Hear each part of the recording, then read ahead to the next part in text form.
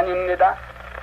미국 워싱턴에서 해내 해외에 산재한 우리 2,300만 동포에게 말합니다. 어디서든지 내 말 듣는 이는 자세히 들으시오. 들으면 아시려니와 내가 말한 것은 제일 기묘하고 제일 기쁜 소식입니다.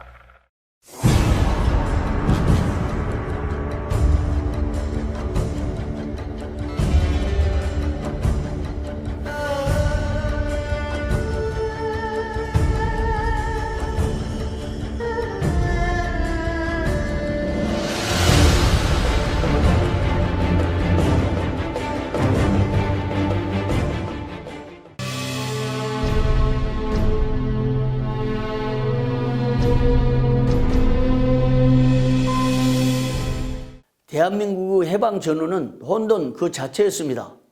일제히 압제해서 해방되었으나 대한민국 국민들은 방향을 잃었습니다. 당시 대다수의 사람들은 민족주의를 주창한 김구나 사회주의를 주창한 여운형 등에 열광하면서 자본주의나 민주주의를 외면했습니다. 5천년 역사에서 자본주의나 민주주의란 말조차 들어보지 못한 탓이었겠죠. 그 무렵 1946년 군정청에서 실시한 여론조사에서 귀하가 찬성하는 것은 무엇입니까? 라는 질문에 답한 8,000명 중에서 77%가 사회주의, 공산주의를 찬성했습니다. 그리고 자본주의는 14%, 모르겠다고 답한 사람이 8%였다는 통계는 해방 후 대한민국의 사회적 상황을 알 수 있는 단서가 됩니다.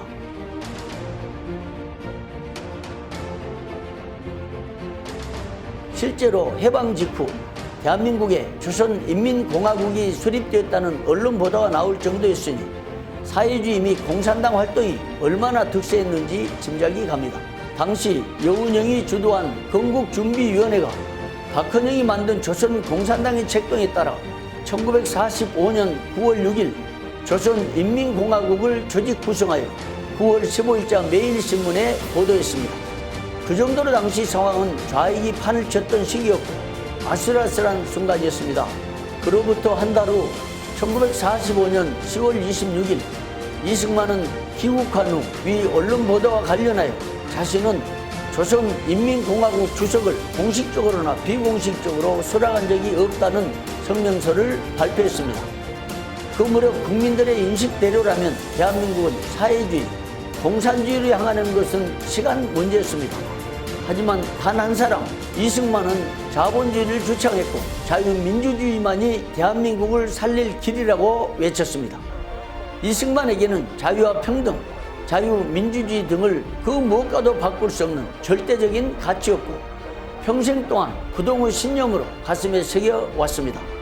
송복 교수는 이승만이 대한민국의 공산화를 막아내고 자유민주주의를 뿌리내리게 한 장본이라고 주장했습니다.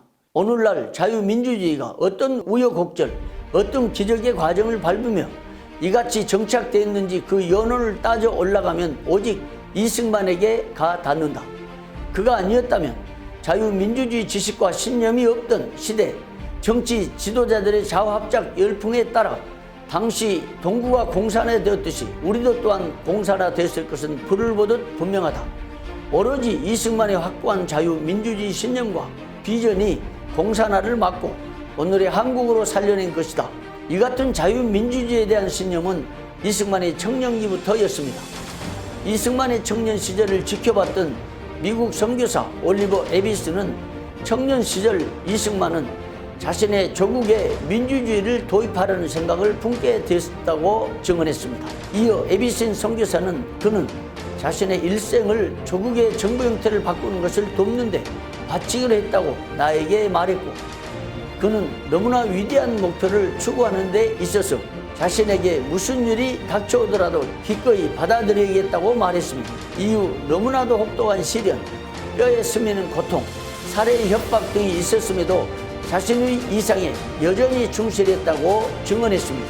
이승만 대통령 곁에서 정치 고문으로 활동했던 로버트 올리버 박사는 이승만의 정치 역정에 대해 모든 역경에도 이승만 박사는 한국 고유의 독립을 되찾으려는 자신의 십자군 운동을 끈질기게 이끌고 나갔다고 증언한 바 있습니다. 이처럼 이승만은 구한말 무너져가는 조국을 위해 개혁의 깃발을 든 후 5년 7개월간의 옥중생활, 33년간의 해외 독립운동 등으로 투혼을 불사르다 임시정부 수반을 거쳐 마침내 대한민국을 자유민주주의 나라로 세웠습니다. 1945년 10월 17일 33년 만에 귀국하여 가진 기자회견에서 이승만은 조선의 자주 독립에 대해서 다음과 같은 소회를 밝혔습니다. 나는 앞으로 조선의 자주 독립을 위해 일하겠거니와 싸움을 할 일이 있으면 싸우겠다. 그러나 여러분, 4천년의 우리 역사가 어둠에 묻혀 있는 것은 우리 민족의 불미한 탓이었다. 그 중에도 나와 같은 나이가 많은 사람의 잘못이 많았다. 그것은 내가 책임지겠다. 1948년 8월 15일 건국 경축사에서는 대한민국이 민주주의로 건국된 감격을 다음과 같이 표현했습니다. 이날에 동양의 한 고대국인 대한민국 정부가 회복되어 40여 년을 두고 바라며 꿈꾸며 투쟁하여 온 결실이 표현되는 것입니다.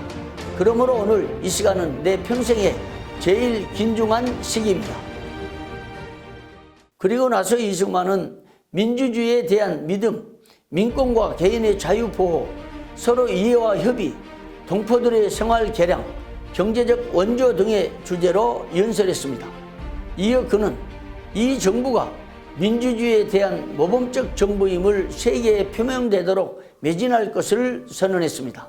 이처럼 이승만은 대한민국의 견고한 자유민주주의의 기초석을 세웠습니다. 그는 자유의 개념이 낯설고 민주주의 체제가 무엇인지 알지 못하던 구한말 시대부터 대한민국의 자유민주주의를 도입하기 위해 일생을 싸우면서 국민들을 설득하고 계몽하여 마침내 건국 대통령이 되었습니다.